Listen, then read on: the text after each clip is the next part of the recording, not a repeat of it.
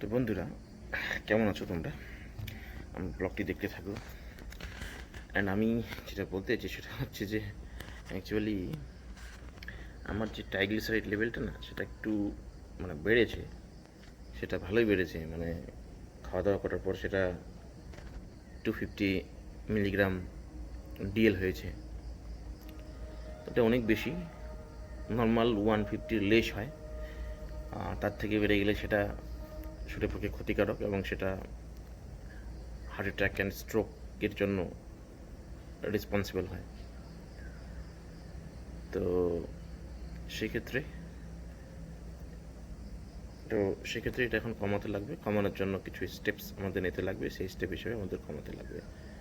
তো তার জন্য রেগুলার এক্সারসাইজটা বাড়িয়ে দিয়েছি, এক্সারসাইজের টাইমিংটা বাড়িয়ে দিয়েছি। খাওয়া দাওয়া কিছুটা কন্ট্রোলে করেছি, এই জন্য কন্ট্রোলে করার চেষ্টা করছি। কিন্তু কিছু কিছু জিনিস আননোয়িংলি বেড়ে যায় না, সেটা থাকে না দিমাগে যে সেটার জন্য আরও এফোর্ট দেওয়া দরকার।